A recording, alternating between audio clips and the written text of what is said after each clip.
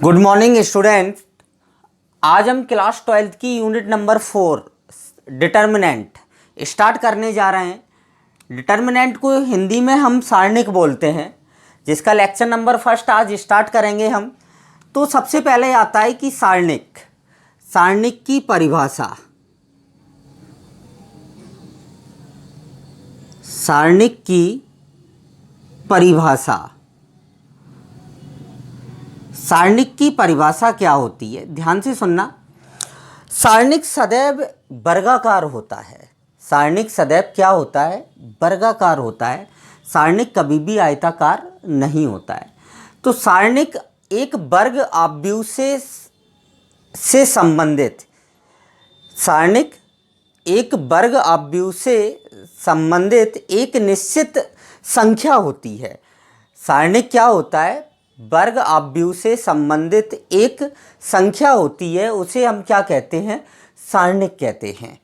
वर्ग आव्यूह मतलब आव्यूह में और सारणिक में जो डिफरेंस होता है वो ये होता है कि मैट्रिक्स वर्गाकार और आयताकार दोनों ही हो सकता था, परंतु सारणिक सदैव वर्गाकार होगा।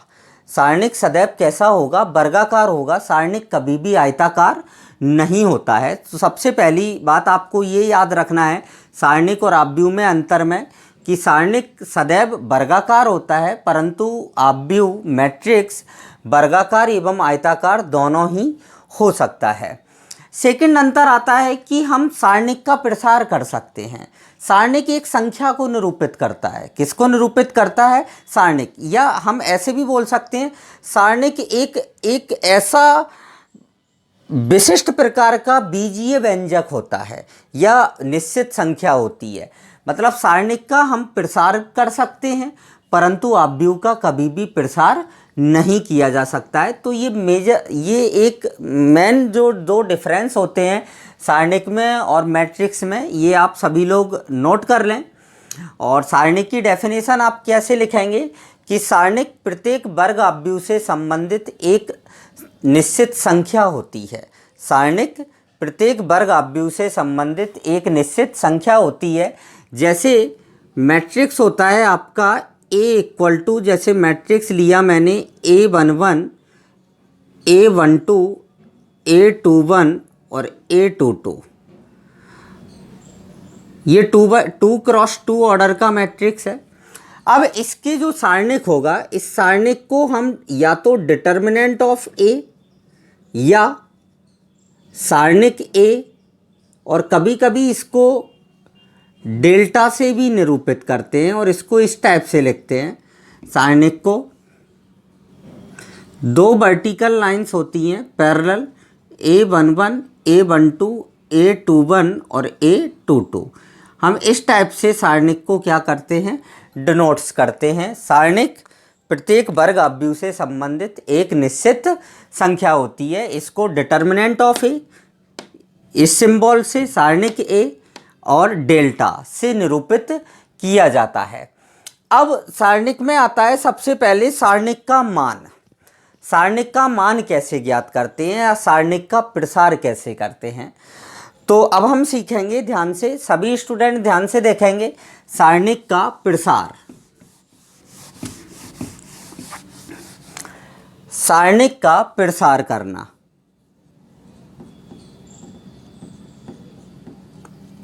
सारणिक का प्रसार ध्यान से देखेंगे सभी स्टूडेंट्स। सारणिक का प्रसार सबसे पहला आता है 2x2 कोटि के सारणिक का प्रसार। कोटि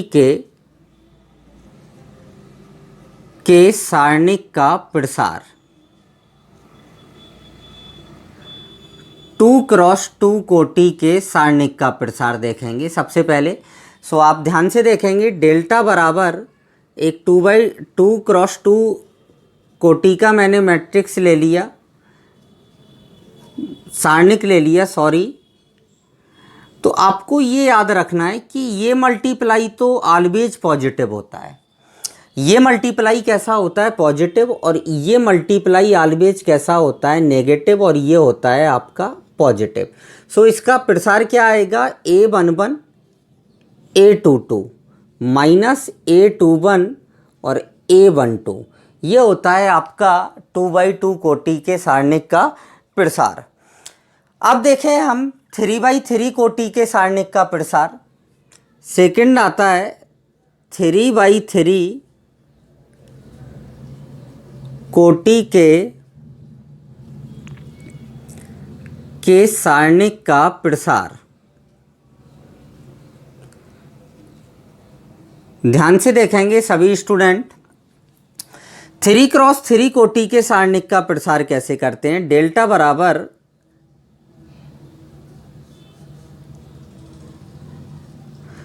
A11 A12 A13 A21 A22 और A23 A31 A32 और A33। इसका हम प्रसार 6 तरीके से कर सकते हैं। किसी भी आप रोज से प्रसार कर सकते हैं, R1 R2 R3 या C1 C2 C3। किसी भी कॉलम या किसी भी रो के सापेक्ष हम इसका प्रसार करेंगे, लेकिन आंसर सेम आएगा। आंसर सदैव कैसा आएगा, सेम आएगा। सो मैं आपको पहले R1 के थ्रू, ये साइन कन्वेंशन लॉ होता है, ये पॉजिटिव ये नेगेटिव और ये पॉजिटिव, फिर इसी के हिसाब से ये नेगेटिव ये पॉजिटिव ये नेगेटिव, ऐसे ही हम अल्टरनेट साइन लेते हैं। तो सबसे पहले मैं R1 के सापेक्ष प्रसार कर रहा हूँ। सभी स्टूडेंट ध्यान से देखेंगे, R1 के सापेक्ष प्रसार। जब हम R1 के सापेक्ष प्रसार करेंगे तो सबसे पहले ये A11 आएगा। A11 किसका एलिमेंट है, फर्स्ट रो और फर्स्ट कॉलम इसका एलिमेंट है। ये बंद करेंगे, हमें ये चारों एलिमेंट नज़र आएंगे। सो ये आ जाएगा आपका A22 A23 A32 A33, ये आ गया आपका। अब ये माइनस का होता है तो माइनस लगाएंगे A12। अब पहली पंक्ति और दूसरा स्तंभ बंद कर लेंगे तो आपको कौन से एलिमेंट दिखेंगे, ये दोनों और ये दोनों। सो ये आ जाएगा A21 A31 और A23 और A33, इस टाइप से। अब नेक्स्ट आता है थर्ड A13। A13 पहली पंक्ति और तीसरा स्तंभ। सो क्या आ जाएगा आपके पास, A21 A31 और A22 और A32।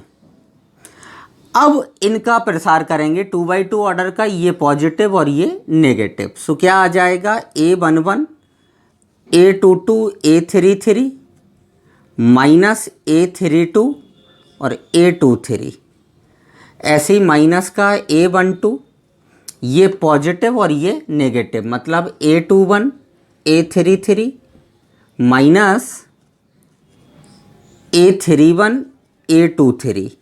ऐसे ही A13 का करेंगे, इसका थर्ड वाले का, तो A21 A32 माइनस A31 और A22।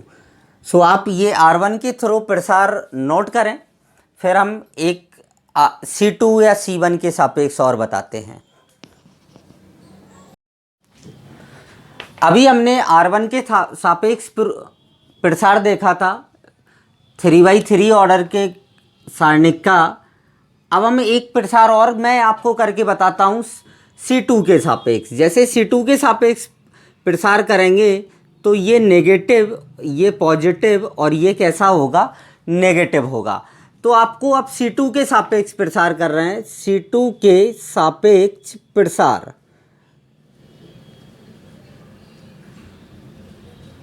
ध्यान से देखेंगे सभी स्टूडेंट, C2 के सापेक्ष प्रसार कैसे करेंगे। सबसे पहले आएगा माइनस का A12, माइनस का A12 आएगा तो पहली पंक्ति और दूसरे स्तंभ को हम बंद कर लेंगे, तो क्या बचेगा हमारे पास, A21 A31 और A23 और A33।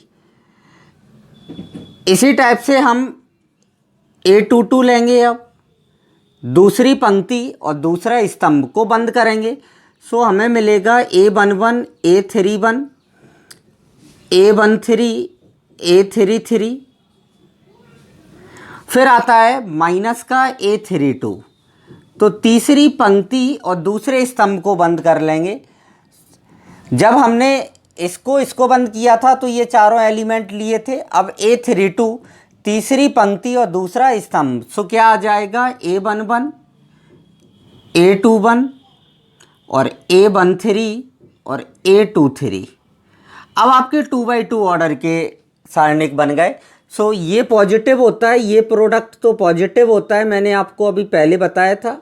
और ये प्रोडक्ट कैसा होता है, नेगेटिव होता है। सो ध्यान से देखेंगे क्या आएगा, माइनस का A12 अपनी जगह, यहाँ मल्टीप्लाई करेंगे तो A21 A33 minus A31 A23, यहाँ पर क्या आ जाएगा A22 A11 A33 minus A31 A13, A31 A22 A13 और A31।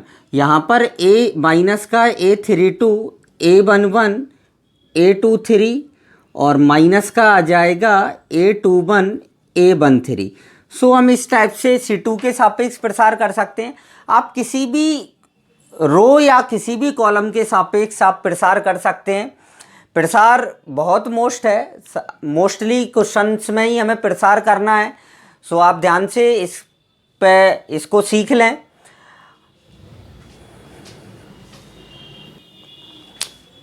आज हमने सारणिक की डेफिनेशन और सारणिक का प्रसार सीख लिया है।